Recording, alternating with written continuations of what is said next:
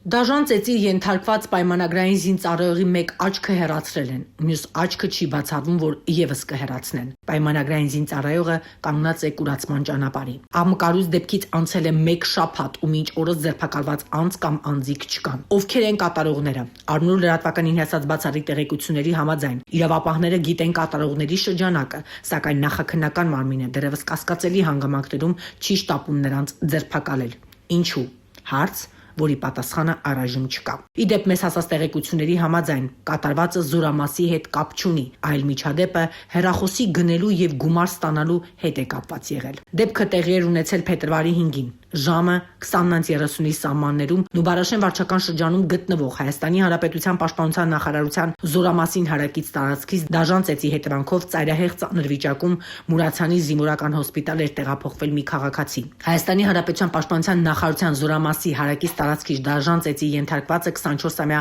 Ավետիք Մ-ն էր, որը այն աստիճանի էր ծեծի ենթարկվել, որ զինվորի մեկ աչքը հեռացրել են ու չի բացառվում մյուս աչքը ևս հեռացնել։ Հայաստանի Հանրապետության քննչական կոմիտեից Արմնուր լրատվականին հայտնել էին, որ առողջությանը ծանր վնաս պատճառելու դեպքի առթիվ Երևան քաղաքի քննչական վարչությունում նախաձեռնվել է քրեական վարույթ, կատարվում է նախաքննություն։ Մեզ կոմիտեից հայտնեցին, որ ձերբակալված անձ չկա։